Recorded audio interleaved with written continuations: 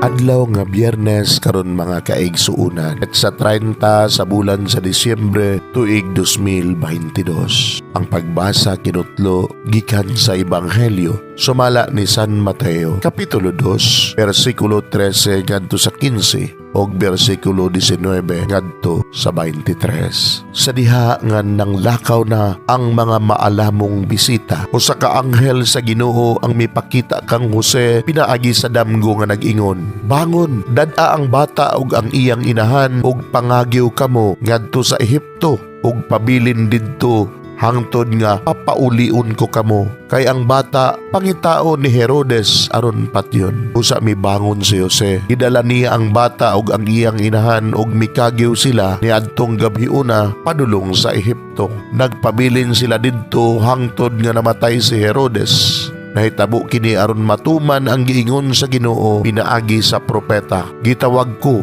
ang akong anak gikan sa Ehipto." Sa patay na si Herodes, usa ka anghel sa Ginoo mipakita kang Jose didto sa Ehipto pinaagi sa damgo, "Bangon, dad-a ang bata ug ang iyang inahan ug balik ngadto sa yuta sa Israel, kay patay na ang nagtinguha pagpatay sa bata," matod sa anghel. Busa mibangon si Jose ug gidala niya ang bata ug ang inahan ug namauli sila sa yuta sa Israel. Apan sa pagkadungog niya nga si Arkelao na ang naghari sa Judea uli kang Herodes nga iyang amahan, nahadlok si Jose sa pagpuyo didto.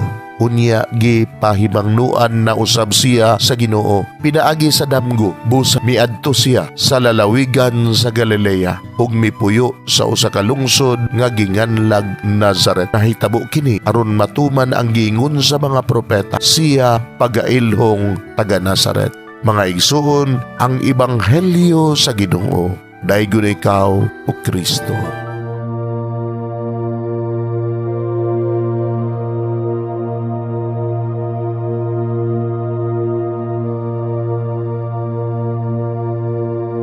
Pagampo sa dili pa magsugod sa trabaho. Magampo kita. Sa ngalan samahan, sa Anak ug sa Espiritu Santo. Amen. Langit no namong Amahan, sa among pagsulod nining trabahoan, among gidala ang imong presensya uban kanamo. Among gipamulong ang imong kalinaw, imong grasya, imong kaluoy, ug ang imong perpektong hanay sa among mga trabaho. Among gipadayag ang imong gahom labaw sa tanan diha sa mga butang nga among mahimo, masulti, mahuna-unaan ug mahukman sulod nining adlaw. Ginoo, nagapasalamat kami sa gasa sa kinabuhi niining bagong adlaw, niining kahigayunan nga kami nakasulod sa trabaho ug mamahimong parte niining nga grupo. Salamat sa mga gasa nga imong gitugyan kanamo. Hamong gamiton kini diha sa pagimaya kanimo. Hatagi kami sa kusog ug kadasig sa pagbuhat sa among mga trabaho. Panalangini ang among mga proyekto, mga ideya ug kusog, aron sa ingon bisan sa pinakagamay namong mga kalampusan, magahatag kini sa imong himaya. Ubani kami Ginoo sa among pagtrabaho nining adlaw. Puna kini nga lugar sa inspirasyon ug kusog. Tabangi kami nga magtrabaho isip usa ka grupo nga mapakita sa usag-usa ang kamaayo. Himua kami nga maayo nga makabot namo ang mga butang nga kinahanglan namong buhaton. Himua kini nga lugar nga puno sa kalipay ug panagihigalaay. Ug kamugaway ug kalinaw ang mapatigbabaw niining dapita.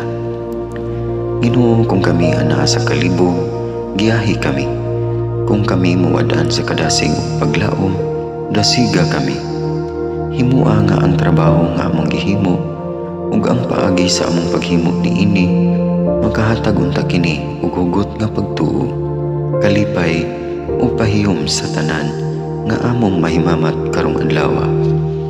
Panalangini ang among mga pamilya, among Pinoy-anan, among nasod.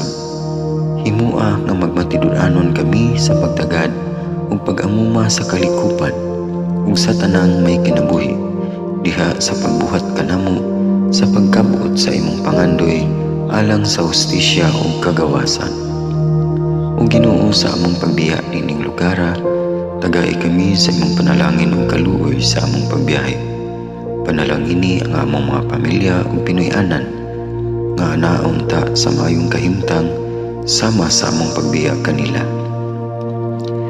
Ginoo, salamat sa tanang butang nga imong nabuhat, sa tanang butang nga imong gibuhat ug sa tanang butang nga imong buhaton pa. Sa ngalan ni Jesus, among giampo diha sa tumang pagigugma ug pagpasalamat. Amen. Sa ngalan sa Amahan, sa Anak ug sa Espiritu Santo. Amen.